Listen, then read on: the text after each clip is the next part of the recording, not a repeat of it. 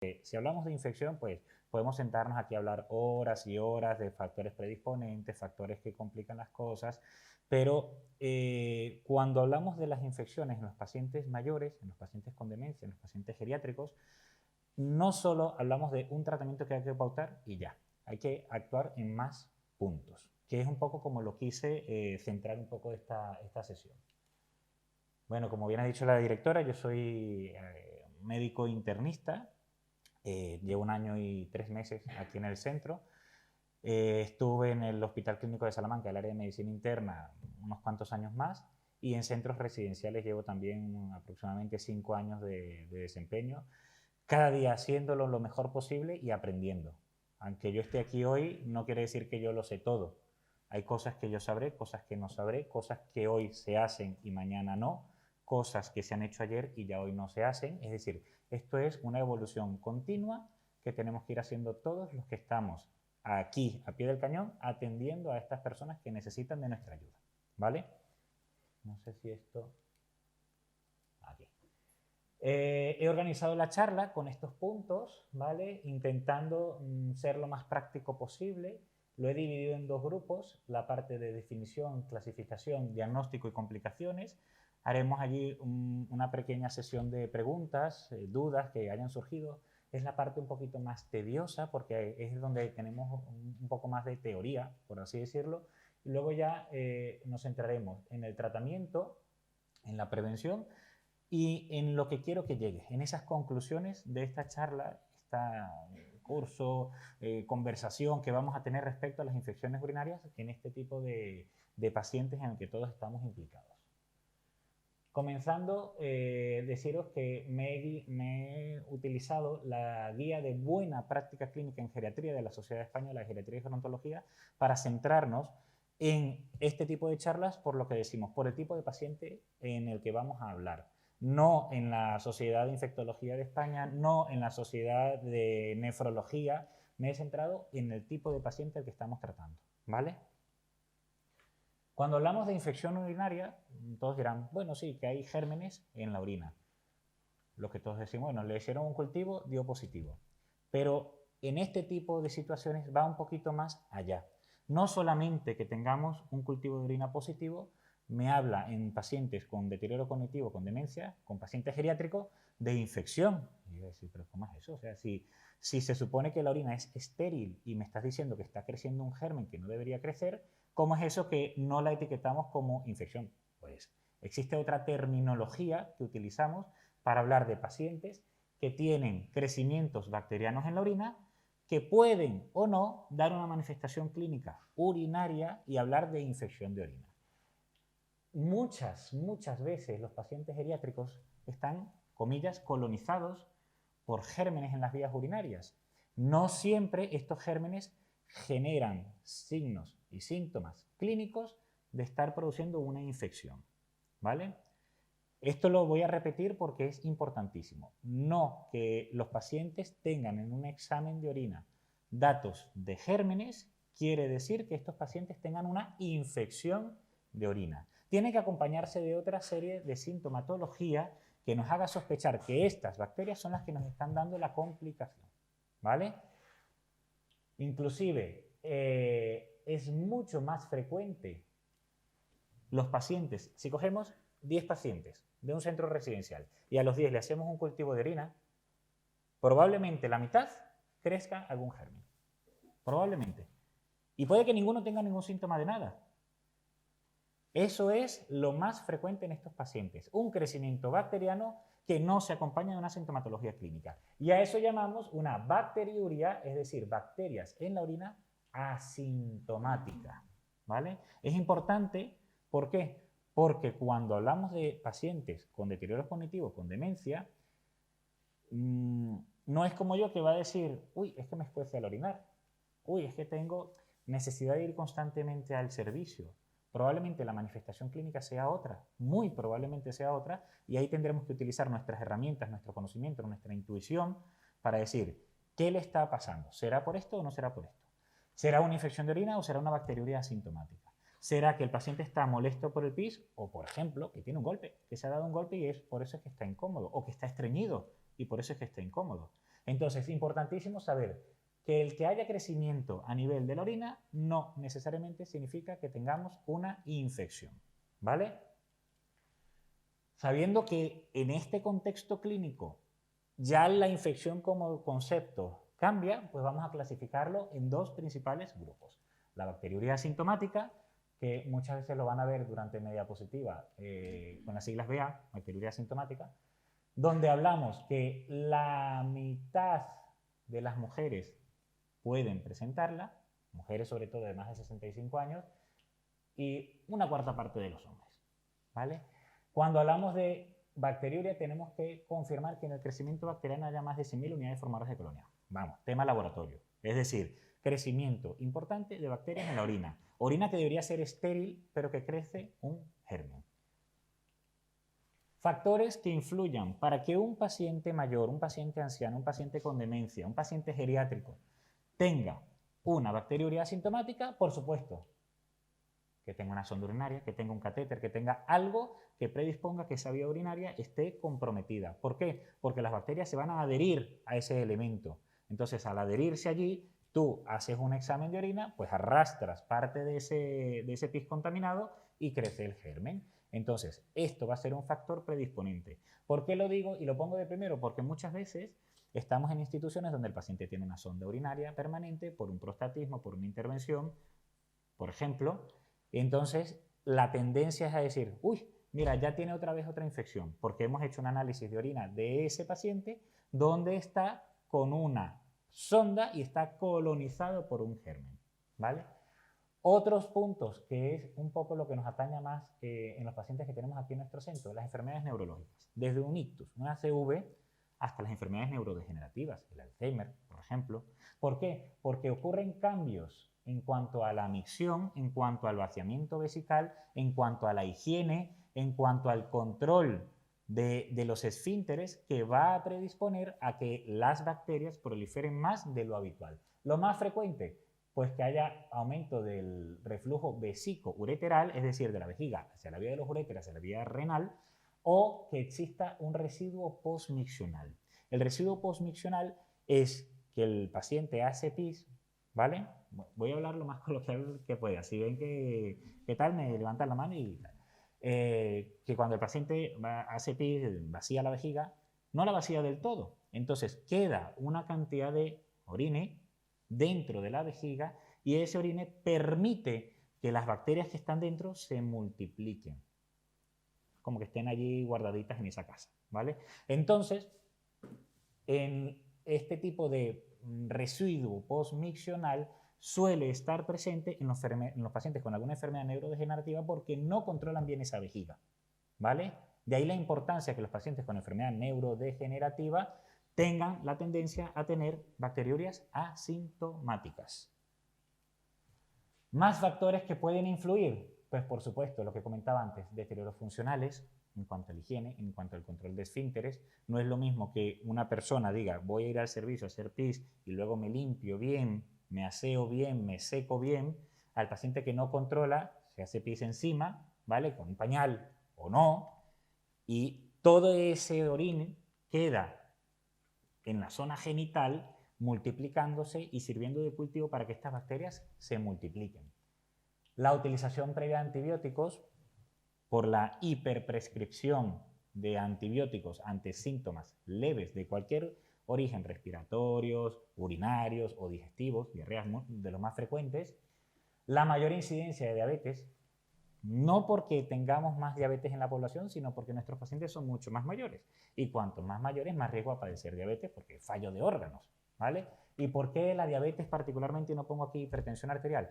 Porque la diabetes, como sabemos, es el mal control del metabolismo de los hidratos de carbono, del azúcar, de la glucosa. La glucosa es lo que utilizamos para hacer energía en nuestro cuerpo. Nosotros solamente no, las bacterias también. Las bacterias utilizan la glucosa para replicarse, para multiplicarse, para producir energía. Un paciente diabético tiende a orinar más glucosa de lo habitual. Si decimos que el paciente es diabético y además tiene una enfermedad neurodegenerativa que tiene residuo postmiccional, ese residuo postmiccional es rico en glucosa y por ende las bacterias están de fiesta. Dicen, venga, aquí nos multiplicamos porque tenemos todo lo que necesitamos.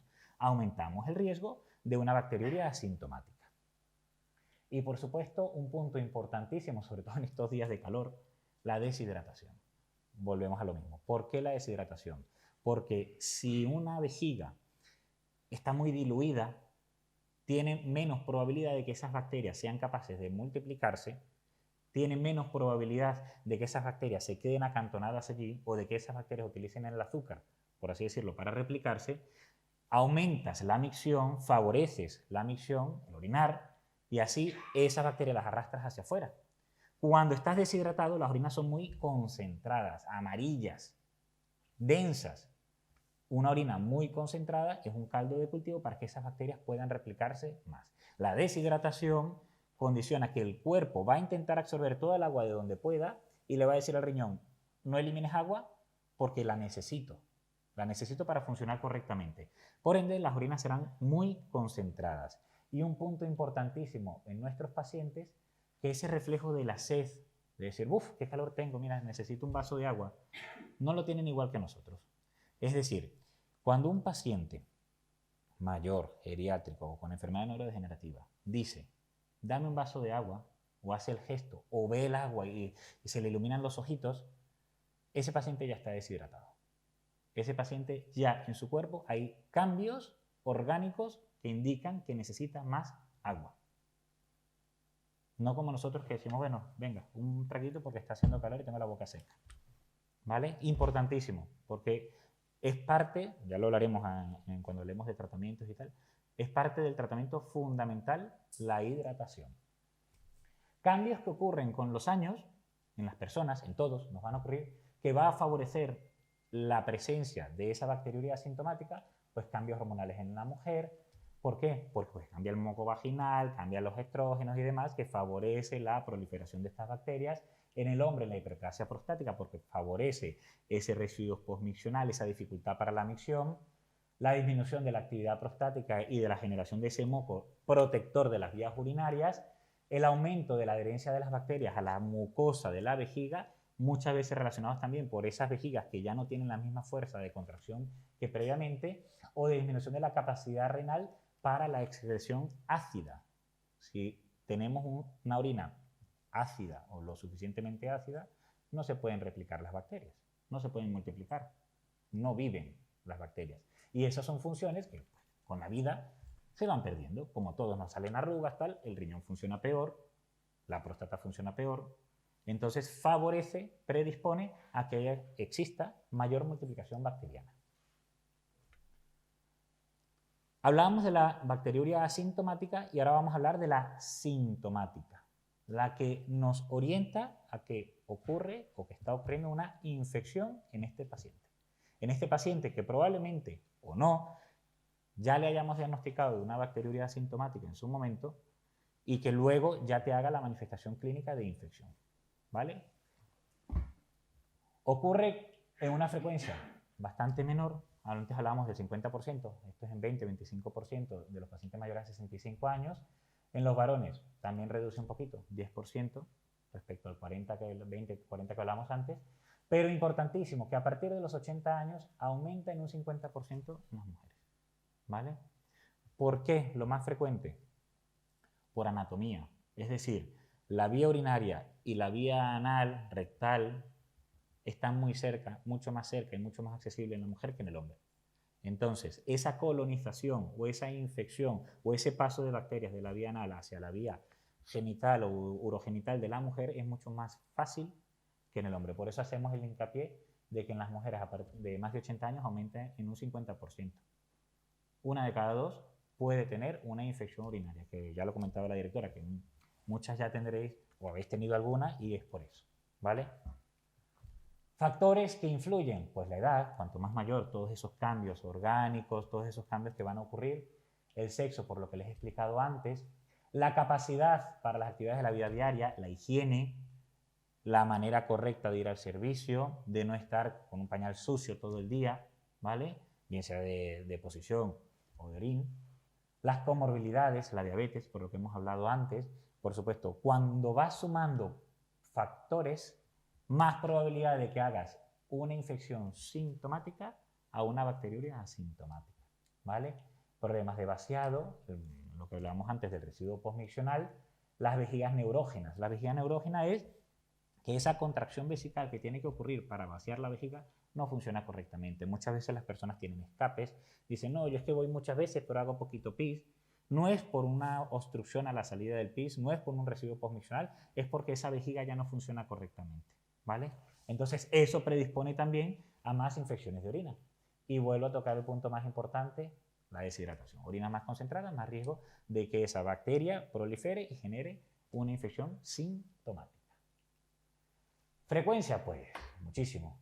10 a 15 por 10.000 habitantes de pielonefritis. Pielonefritis es una infección ya de vías altas, riñones y demás, que son graves. Son infecciones graves. Es decir, de una simple cistitis, de una simple infección urinaria de vías bajas, podemos tener una pielonefritis, que es una infección grave, que habitualmente necesita tandas de antibiótico de tiempo duradero, 7-10 días, que muchas veces necesita hospitalización para el tratamiento endovenoso y otro tipo de fármacos, y que muchas veces también va más allá, no se queda solo en la pielonefritis, puede generar una sepsis, puede generar, ya lo hablaremos más adelante. Muy frecuente, ahora que ha pasado la pandemia, todos controlamos un poco las incidencias, 600 por cada 1.000 habitantes, 600 por cada 10.000, pues 15 por cada 10.000 habitantes. Calculemos en Salamanca cuánto es esa incidencia, ¿vale? Por cada 10.000 habitantes, o sea, muy frecuente. En principio, en varones no institucionalizados, esa incidencia por días baja un poquito más. Pero fijaros cuando hablamos de pisos tutelados o residencias geriátricas, cómo nos aumenta esa incidencia por cálculo de días de institución. Se multiplica de 0,17 a 2,4. Mucho más frecuente. Hombre, es verdad que el anciano ingresado, institucionalizado, suele ser un anciano más dependiente, que ha perdido más capacidades, que tiene más factores predisponentes, que probablemente tenga más comorbilidades que predispongan a tener más infecciones. Pero no necesariamente estos pacientes, y lo pongo aquí a propósito, manifiestan la fiebre.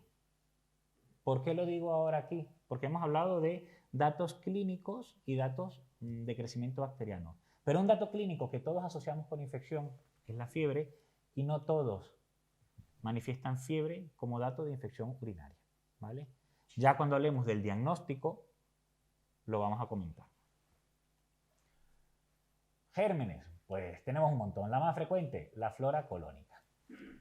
Las bacterias que tenemos en el colon, todos, pero que migran del colon a las vías urinarias donde no deberían estar, ven allí un hábitat perfecto para ellos, residuos postmiccionales, suficiente azúcar, glucosa, porque es paciente diabético, una vejiga constantemente llena porque se vacía poco, o una vejiga concentrada porque bebemos poco. Entonces, sitio idóneo para que estas bacterias puedan proliferar y generar infección. ¿Cuáles? Pues la Klebsiella pneumoniae, la Escherichia coli, que es la que todos conocemos. Hay un montón. Tema con pacientes institucionalizados, que es lo que más nos preocupa a todos. Los gérmenes multiresistentes. ¿Por qué? Porque han recibido tratamiento antibiótico para una neumonía, para una broncoaspiración, han recibido para una diarrea. Pero el antibiótico no va solo y mata al germen que está produciendo la neumonía. No va y mata solo al germen que está produciendo la diarrea. Mata a todos los gérmenes. Matará gérmenes en todos los ámbitos, pero resistirán algunos, porque son resistentes a ese antibiótico, habitualmente de la vía colónica. Y ese germen, que es muy fuerte y muy inteligente, cuando tenemos a un paciente institucionalizado con dependencia, con uso de pañal, ese germen viaja por toda esa vía urogenital, coloniza la vía urinaria y se arma la de San Quintín. Es decir, busca un sitio idóneo donde replicarse, donde multiplicarse, siendo un germen súper potente, y ahí se nos va a liar la cosa, ¿vale? Entonces, el uso de antibióticos de forma recurrente nos va a predisponer probablemente a que esos gérmenes estén allí, colonizándonos nuestras vías urinarias, ¿vale? ¿Cómo vamos a llegar al diagnóstico si he dicho que la fiebre es poco frecuente? Pues tendremos que usar otras herramientas, nuestros ojos, nuestra experiencia, el conocer al paciente, el entenderle. Muchas veces el paciente geriátrico institucionalizado no tiene los mismos síntomas que puedo tener yo, que puede tener cualquiera de nosotros. No va a decir, ay, que me duele aquí cuando hago pis, es que cuando orino me escuece, es que tengo picor ahí abajo. No te lo va a decir. Va a dar otro tipo de manifestaciones mucho más difíciles de diagnosticar y mucho más complejo. Síntomas. Algunos te dirán que sí que le pica, no todos. Algunos empezarán a tener alucinaciones, empiezan a ver gente, a ver bichos. Dice, uy, pero ¿qué le pasó si ayer estaba estupendo y hoy me está diciendo que está viendo a la madre?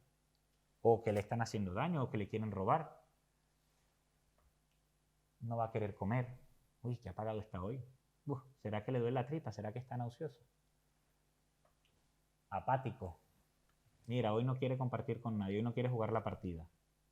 Hoy no quiere ni beber agua. Con lo bebedor que es, hoy no quiere ni beber agua.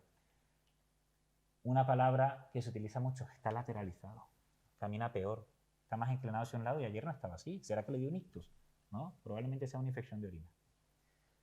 Ya datos un poquito más específicos, más visibles, sangre en la orina, orinas malolientes, orinas concentradas y algunos, pues la fiebre. Ya cuando hay fiebre, preocúpate. Cuando un paciente mayor, geriátrico, institucionalizado, dependiente, con enfermedad neurodegenerativa, tiene fiebre, preocúpate. Porque eso quiere decir que esa infección es grave. ¿Vale?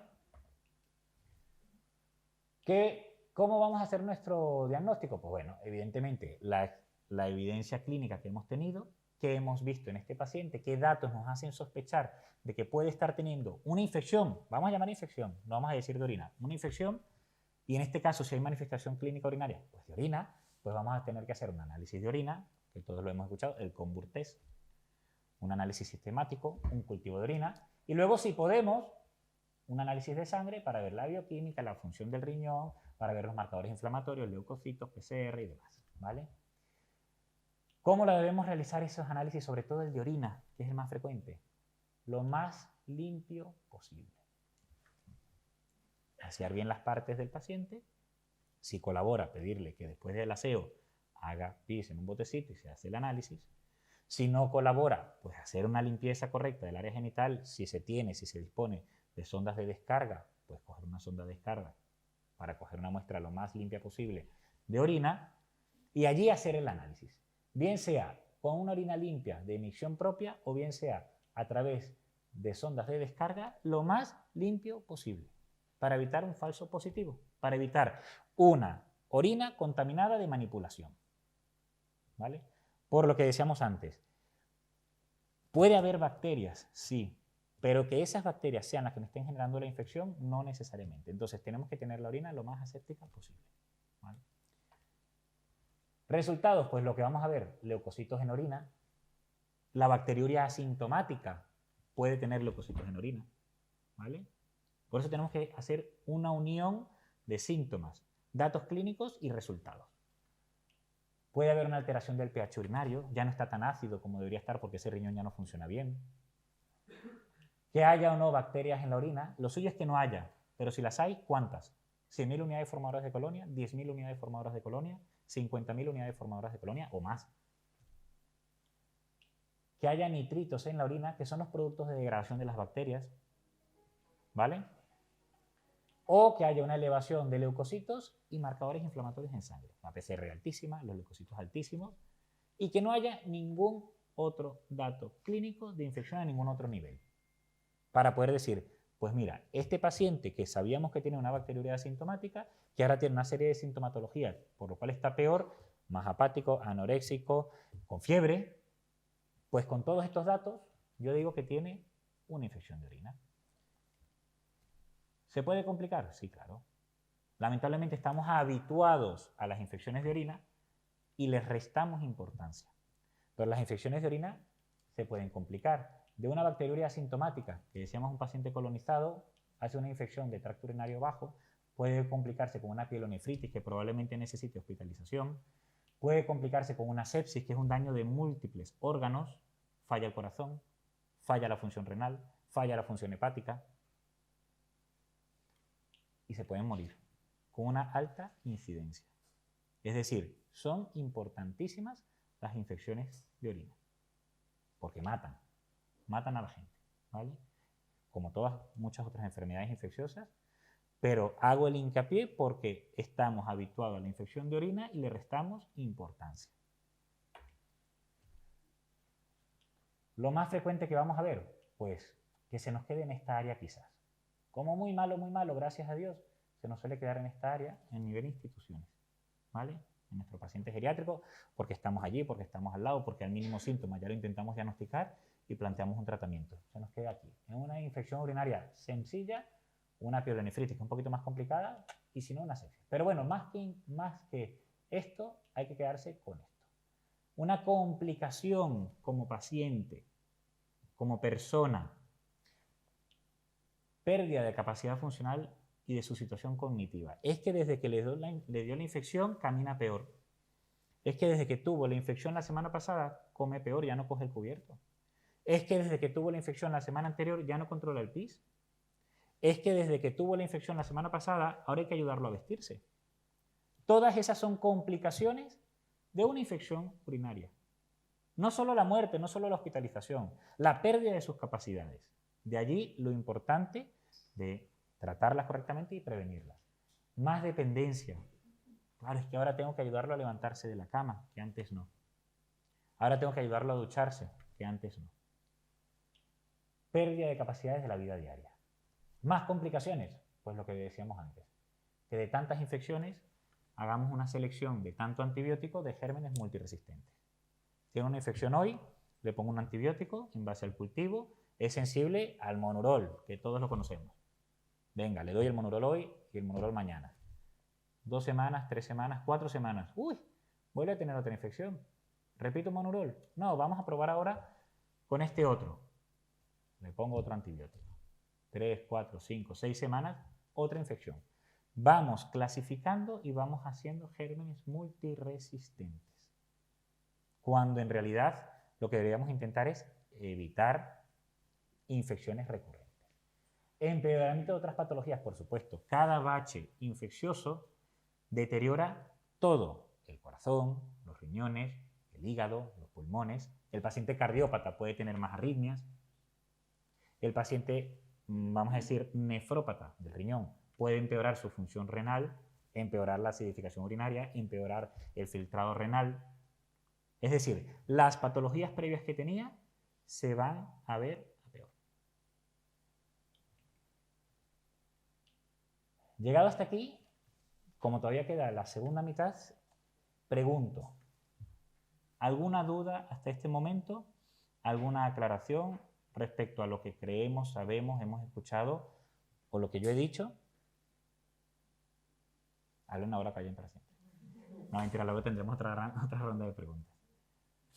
Sí. Espera, ¿buscamos un micrófono? Sí. Para que se escuche a todos. No, es que como se va a redifundir. Ah, esto, vale. Ella. Vale, yo quería preguntar, si hay presencia de bacterias, pero el paciente es asintomático, ¿también se trata? No. No se trata. La bacteriuria asintomática no se trata. No se trata con antibióticos. Se trata con otras medidas que ya hablaremos más adelante. Vale. ¿Vale? Pero no con antibióticos. ¿Por qué? Porque iremos a la clasificación de gérmenes multiresistentes. ¿Vale? Vale, gracias. ¿Más preguntas? Vale. Pues seguimos entonces con la otra fase, tratamiento, prevención y conclusiones. ¿Vale? He traído esta imagen, estoy buscando muchas por internet, porque algo en lo que yo hago mucho hincapié, los que me conocen de otros centros donde he estado o de aquí, saben que yo hago muchísimo hincapié en que somos agua. El cuerpo es agua, el cuerpo es líquido. El cuerpo contiene entre 60 y 70% de un adulto sano de proporción de agua de nuestro peso, ¿vale? En el anciano, 60%. ¿Por qué traigo esta foto? Por lo que decía antes. Cuando un paciente, una persona mayor, un paciente geriátrico, institucionalizado, dependiente, con deterioro cognitivo, te pide agua, asume que ese 60% está seco, que ese cuerpo está necesitando llegar a ese 60% para funcionar correctamente. Muchas veces, cuando yo estaba en el hospital clínico, que hacíamos guardias de urgencias, nos derivaban pacientes de pueblos, tal, en las épocas de calor, código ictus. El paciente no mueve bien la mano, no mueve bien la pierna desde esta mañana. Cuando le abres la boca, seco, como una pasita. Solventabas el código ictus hidratándole. Hora y media, 2 horas después, el paciente te hablaba, te caminaba, todo normal. La deshidratación es un factor importantísimo que hay que atacar y que hay que prevenir. No hay que esperar que pidan agua. Hay que darla aunque no la pidan. Cuando bebemos agua es porque el cerebro nos está diciendo, estás deshidratado, hidrátate. Cuando bebemos con sed, ay, qué boca tan seca tengo, ya estás deshidratado. No hay que esperar ese punto, hay que anticiparse. Tratamiento, pues evidentemente existen medidas generales, fomentar la ingesta hídrica, fomentar las micciones programadas para la bacteriuria asintomática, porque así elimino parte de esas bacterias que se están replicando en esa vía urinaria, evito que aumente su concentración. Los que son portadores de sonda vesical, que recordamos que era uno de los primeros factores para tener una bacteriuria asintomática, pues hacer los cambios reglamentarios según los protocolos. Gracias a Dios hay consenso en cuanto a las comunidades, en cuanto a los servicios de cambio rutinario de sondas para evitar esa colonización persistente, evitar el uso indiscriminado de antibióticos y utilizarlos según los datos epidemiológicos de cada sector. No es lo mismo aquí que en Cádiz, que en Asturias, que en los Estados Unidos, que en Francia. Los gérmenes son diferentes, las resistencias son diferentes porque dependerá de cada sector, de cómo se usan los antibióticos y de cada germen. Si una persona viaja de Argentina a España y le crece un germen en un cultivo, ese germen es biológicamente distinto al germen de una persona, vamos a decir, de la misma familia de gérmenes, que sea oriundo de España. Por ende, los antibióticos y las resistencias serán diferentes. Lo mismo ocurre en cuanto a las infecciones de orina. Según la zona, según el centro, puede haber distintas resistencias bacterianas y distintos gérmenes. Si se hace un análisis, por ejemplo, en el Hospital Clínico de Salamanca, de gérmenes frecuentes en la sala de medicina interna, esos gérmenes van a ser diferentes, probablemente, a los gérmenes presentes en la sala de ginecología y obstetricia. Y las resistencias bacterianas diferentes. Entonces no voy a tratar igual una infección en un paciente que se ha contaminado en una sala de medicina interna, por ejemplo, al que se ha contaminado en una sala de ginecología y obstetricia. No voy a tratar igual a un germen en un paciente que está en Salamanca que el que está en Madrid, que el que está en Asturias. ¿Es complicado? Pues sí, es complicado.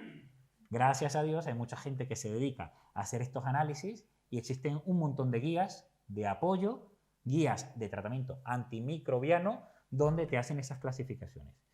España, como país, gracias a Dios, tiene bastante uniformidad, con sus diferencias, con sus matices, que no lo solemos tener en las residencias. Es decir, no hay que agobiarse tampoco con esto.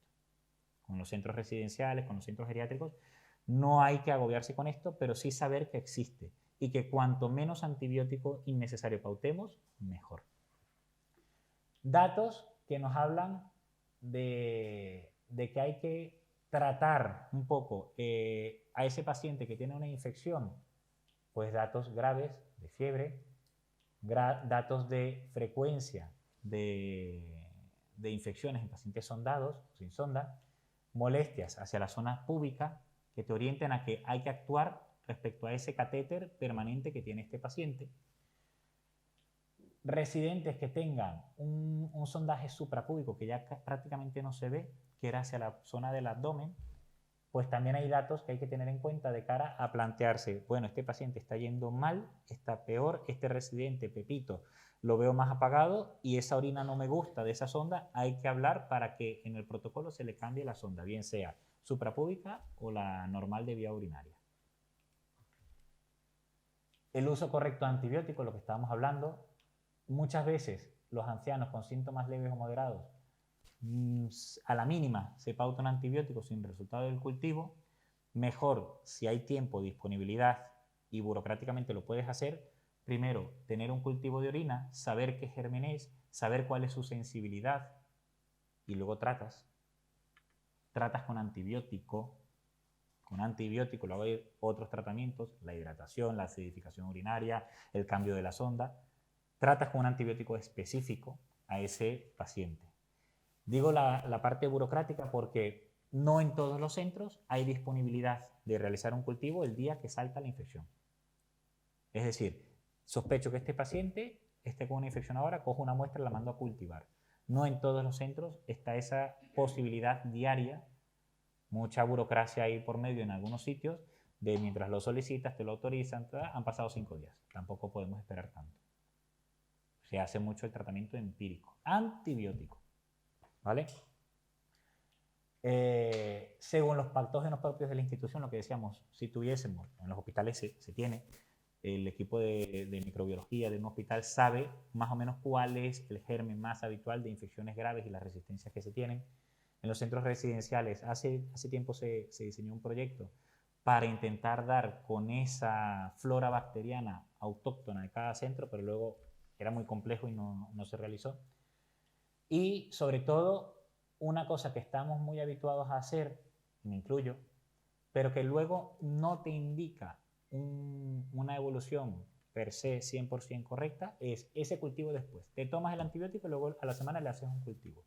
No necesariamente que ese cultivo te dé negativo, quiere decir que lo has curado. ¿Es complejo? Sí. Pero puede haber muchos factores que te influyan para que ese cultivo te dé negativo y en realidad no has terminado de tratar la infección correctamente. ¿Vale? ¿Cómo lo podemos prevenir? Vuelvo a traer la foto. Importantísimo. Garantizando una correcta hidratación de los pacientes.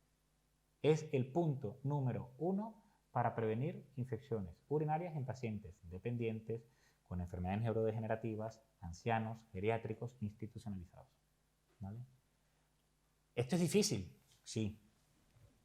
Doctor, es que si bebo agua voy al servicio a hacer pis y es que no me puedo jugar la partida.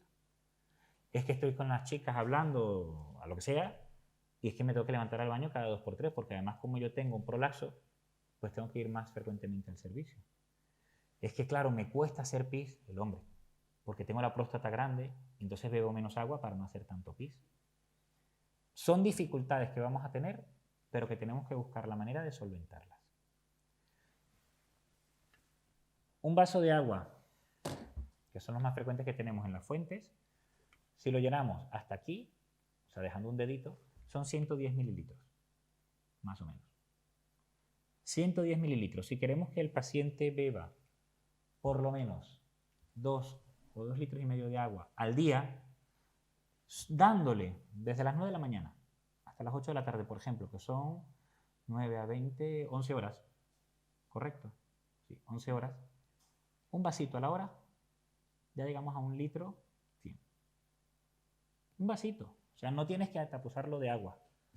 Venga, Pepito, vamos que te doy la fuente entera. No, un vasito a la hora. No le va a quitar el apetito, no le va a generar más riesgo de atragantamiento. Hombre, si necesita espesante, sí, hay que hacerlo con espesante. Va a favorecer el filtrado renal, va a favorecer que esas orinas no sean concentradas, va a favorecer la micción y va a disminuir el riesgo de infección. Un vasito, 110 mililitros a la hora. Ahí tienes 1 litro 100. Luego, con lo que tome del café, con lo que tome de la sopa, con lo que tome de la fruta, con lo que tome del yogur, de la gelatina, ya llegas a los 2 litros. Pero con esto tan sencillo como un vasito de estos cada hora, desde las 9 de la mañana hasta las 8 de la tarde, lo consigues. Ah, es que luego en la noche se va a levantar mucho a hacer pis. Pues hasta las 6. Apuras un poco más. Hasta las 6. Hasta las 7. Épocas de calor, pues aumentas. Épocas de invierno, disminuyes. Según la calefacción. Porque luego en el invierno tenemos la calefacción a tope y se deshidratan por las calefacciones. Pero se deshidratan porque no beben agua, no tienen reflejo de la sed, tienen múltiples motivos para decir no quiero hacer pis porque es que luego estoy incómodo, pero hay que beber. ¿Vale? Higiene correcta de área genital, ducha diaria, aseo diario. Después de hacer pis, por supuesto, recordar siempre de adelante hacia atrás, nunca de atrás hacia adelante, para el secado. Mantener los pañales limpios, que se ha hecho pis, que se ha hecho caca, cambiarlo al momento, no dejarlo, bueno, en media hora porque es que ahora me toca el descanso. No, eso no. Los cambios de las sondas vesicales según los protocolos establecidos, oye, que ya tiene 6 meses, vamos a cambiarla. Que ya tiene 3 meses, vamos a cambiarla porque esta es de silicona y no puede durar más, por ejemplo. ¿Vale? Manipulación de las vías urinarias de la forma más aséptica posible. Venga, vamos a limpiarle aquí rapidito. No. Asear correctamente a los pacientes. Y si tienes que hacer una manipulación, por ejemplo, para coger un cultivo, limpiar muy bien con guantes, con sondas limpias, con sondas estériles. Evitar los pañales sucios, fundamental. Favorecer las micciones programadas. Venga, Lola, que hay que beber agua. No, doctor, es que si no tengo que ir cada rato, bueno, bebes un vasito de agua, te llevo al servicio y hasta dentro de 1 hora no tienes que volver a ir. O sea, coordinarse para que, 1, garantices una correcta hidratación, 2, garantices una correcta micción. No, es que voy a esperar un poco porque así ya voy una sola. No, hay que ir con frecuencia, hay que vaciar esa vejiga, hay que evitar esa multiplicación bacteriana. Evitar el abuso de antibióticos, evitar la multiresistencia. Uy. Y ya un poquito para cerrar con lo que me quiero quedar, o quiero que os quedéis vosotros. Muy frecuentes las infecciones, mucho más de lo que creemos. Estamos demasiado habituados a las infecciones y les restamos importancia. Los pacientes ancianos y con demencia son muy variados. No te van a dar fiebre todos. No te van a decir es que me escuece. No te van a decir me molesta. Hay que tener el ojo de decir a Pepe le pasa algo. Pepe no está como siempre. Algo le está ocurriendo. Camina peor. Come menos. Está más bravo. Está teniendo alucinaciones. Uy, mira cómo se puso que desarmó toda la cama. Algo le está pasando. Vamos a buscar qué le está pasando y muy probablemente estemos ante una infección de orina. Recordar que las infecciones de orina matan. Si no se tratan correctamente, si no se previenen correctamente, hay un alto riesgo de fallecimiento. Empeoran la situación cognitiva post-infección, lo que comentábamos al principio. De lo bien que estaba, de lo bien que iba, mira cómo se recuperó de la fractura de cadera, que ya estaba caminando solito con un bastón, y ahora está otra vez que no puede ni andar. Y todo por una infección de orina, sí. Más postrado, menos actividad, menos capacidades. Pierden el reflejo de la sed, no te van a pedir el agua. Si te la piden, preocúpate, porque están muy deshidratados. Forzar la ingesta hídrica. Hombre, con las medidas de prevención en caso de que haya disfagia, que tengas que usar espesantes y demás. Cada uno se tratará de forma diferente. No hay una regla mnemotécnica, infección de orina, no. Cada paciente es un mundo. Cada persona es un mundo. Cada anciano es un mundo. Y habrá que individualizar en cada uno de ellos. Las infecciones las podemos evitar, las podemos prevenir. Infecciones programadas, correcta ingesta, cambio frecuente del pañal, higiene adecuada. Son gérmenes que tenemos en nuestro cuerpo. Nuestro propio cuerpo es el que lo está haciendo. Y hay que ayudar. Garantizar la hidratación, que creo que he sido bastante pesado con ello, pero es importantísimo. Correcta utilización de los protocolos de manipulación, mantenimiento, cambio de sondas y evitar el uso de antibióticos. Hay que beber agua. Fundamental. ¿Alguna pregunta? ¿Contesté a tu pregunta anterior? ¿Algo más? Nadie. Pues bueno, otra pregunta. Es cierto que ¿es cierto que el consumo de arándanos Sí. es bueno? Sí. La acidificación urinaria, esa pérdida de acidificación que el riñón suele hacer, que ya se pierde con el tiempo, cambia el pH urinario. Al cambiar el pH urinario, las bacterias no pueden replicarse. ¿Con qué limpiamos? Con lejía, con vinagre, ácidos. ¿Qué tiene el estómago? Ácido. El ácido ayuda a matar las bacterias. La acidificación urinaria está demostrado que mejora un montón el prevenir las infecciones urinarias recurrentes en los pacientes colonizados.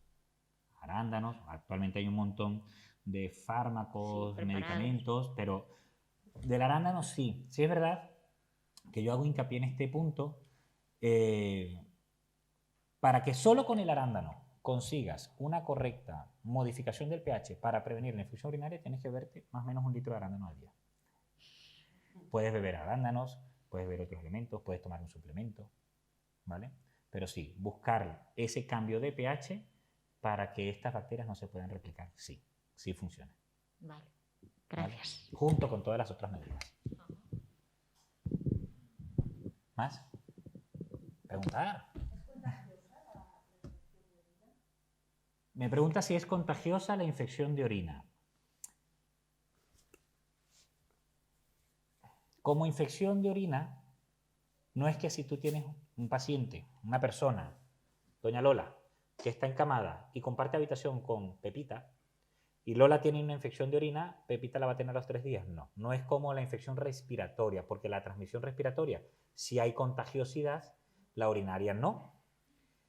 Pero cuando hay convivientes dependientes, habitualmente, la colonización simultánea del mismo germen sí puede ocurrir. Es decir, si tengo una persona con un germen X, Escherichia coli, sensible a todo, sensible a todos los antibióticos que hay, y me genera una infección en un paciente, una persona A, que comparte habitación con una persona B de las mismas características clínicas, dependiente, encamado, con sonda y demás, muy probablemente por contigüidad tengan el mismo germen, colonizado. Pero no quiere decir que Pepita y Lola vayan a, si una tiene infección, la otra va a tener infección. Si te coincide en el tiempo, no es por Pepita y Lola. Hay algo externo que está favoreciendo que las dos se hayan infectado en el mismo tiempo. Entonces no se trata de manera aislada. ¿Perdón? No se trata de manera aislada. No hay un aislamiento. Depende. Me pregunta si hay aislamiento o no. Si hemos detectado que el germen que estamos tratando es un germen multiresistente, un germen productor de... Parece que ya aquí nos metemos más en microbiología. Los gérmenes, cuando se generan multiresistencias, quiere decir que la bacteria se ha hecho superpotente. Bien sea porque esta bacteria produce ciertas proteínas que anulan al antibiótico, que viene el antibiótico y dice, no, yo tengo un escudo y tú con tu antibiótico no me vas a matar. Cuando detectamos ese tipo de bacterias, según el tipo de bacteria, según cada sector, hay que aislar o no al paciente. Por ejemplo, hace años, la Escherichia coli, que es una de las más frecuentes, productora de beta-lactamasas de espectro extendido, una proteína, se aislaba para evitar esa contagiosidad por contigüidad con el resto de pacientes.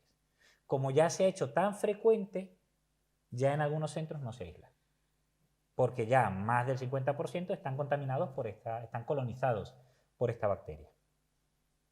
Cada día vamos descubriendo nuevas bacterias que van generando nuevas resistencias, porque cada día tenemos más antibióticos y cada día tenemos que subclasificar a quién aíslas y a quién no. Estamos hablando de ancianos, pero ¿por qué hay chicas jóvenes que son muy propensas a tener infección de orina? Vale. No sé si escucharon al fondo. Pregunta que por qué, aunque estamos hablando de ancianos, hay chicas jóvenes que tienen propensión a tener muchas infecciones de orina. 1. Factores intrínsecos de la paciente, es decir, puede que tengan litiasis renal, cálculos en las vías urinarias. Los cálculos predisponen a las infecciones porque el cálculo es un elemento donde la bacteria se puede quedar acantonada, guardada, escondida y luego replicarse y generar infección. En esos pacientes los arándanos vienen muy bien. O hay que drenar esa piedra, hay que destruir esa piedra para que no sirva de casita, por así decirlo, para las bacterias. O esta paciente puede ocurrir una mala higiene íntima porque no se le ha explicado bien cómo tiene que hacerse la higiene íntima de sus partes para evitar esa migración del colon hacia las vías urinarias y generar infección. O esta paciente, chica joven, con la dificultad que hay de encontrar servicios en algún sitio, dice, pues voy a beber poquita agua para que no me dé ganas de hacer pis y aguanto hasta que llegue a casa. Orina concentrada, orina acantonada en una vejiga durante mucho tiempo, más riesgo de infección. Y un punto importantísimo en chicas jóvenes, ya que me lo estás preguntando, la higiene postcoital, es decir, después de mantener relaciones sexuales. Hay que habituar a que después de las relaciones sexuales se haga una correcta higiene genital, porque los gérmenes de la pareja no son los mismos de esta persona. Con una misión, supuestamente de arrastre. Además de la limpieza con agua, jabón, tal, de sus partes. Una Luego, de las peores cosas en cuanto al aseo personal de las personas es el uso de toallitas, por ejemplo. los urólogos, cuando hay infecciones de repetición, recomiendan el no uso de toallas de compresa diaria. ¿Por qué? Porque es como que tengas un pañal puesto todo el día. Es decir, esas bacterias que están allí van a migrar perfectamente hacia la vía urinaria o se van a quedar acantonadas allí. ¿Más? Preguntar. A ver, yo quería comentar una cosa. Está diciendo que es muy importante la hidratación. Sí. En una residencia se puede ir controlando, pero en los pueblos, esa gente mayor que vive sola, no se lo permite. Es lo más difícil. Es lo más difícil. Buscar alternativas. Yo, te digo, yo con pacientes que llevo yo en mi consulta, al abuelo, que está habituado a tomarse su cervecita, su cañita, le digo, tómate una caña sin alcohol, dilúyela en el agua, coge el vino y dilúyelo. Son hábitos. Como le diga yo a un abuelo del pueblo de Tamame, mira, no vas a beber vino, vas a beber agua, me va a decir, sí, sí, seguro, doctor. Te bebes tu vino con un vasito de agua, o dos, o lo diluyes, o una cerveza sin alcohol. Ofrécele eso, ofrécele o planifícale una ingesta de frutos ricos en agua, sandía, melón, naranja, mandarina. Claro, no necesariamente agua, porque yo es que en mi vida he tomado agua, doctor. Vale, pues vamos a buscar otras alternativas. El agua le hace una agua de limón, por ejemplo, que tiene más saborcito. Pues como también pierden la capacidad del gusto, es que eso no me sabe nada. Pues mira, una agüita de limón ácido que no tiene el saborcito. O de naranja. O de arándanos. Para buscar alternativas a que se puedan hidratar. A mí me encanta la sandía. Yo con mi abuela lo que hago es la sandía. La tupo a sandías todo el día. Le gusta y además le hidrata. Pues para adelante con la sandía. Gelatinas. Buscar alternativas para mejorar esa hidratación.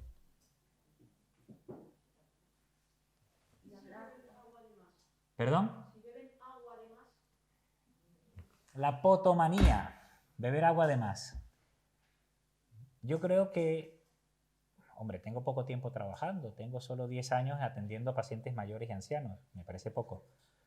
Y haciendo una media de 8 guardias al mes en el hospital. Y yo creo que solo he atendido a 3 potómanos, no ancianos y con un antecedente psiquiátrico de base. No te van a beber de más habitualmente. ¿Puede ocurrir? Sí, hombre, a ese paciente pues dile, no bebas tanto. Pero lo habitual, el 99% de la población, por lo menos de la gente con la que yo suelo desenvolverme, no beben agua. Si tienes un caso particular de que una persona bebe un montón de agua, probablemente porque tenga algún tratamiento que le condicione a la potomanía, pues en esa persona habrá que regulársela. Pero la tendencia es a, como mucho, una botellita al día. Y yo les digo al paciente, cómprate una botella, la tienes en el bolso, la tienes en la mano, pero que llegue vacía, porque muchas veces la llena y vuelve llena a casa. La potomanía, muchos tratamientos psiquiátricos la desencadenan. Esa necesidad de beber agua. Pero ya te digo, no es frecuente.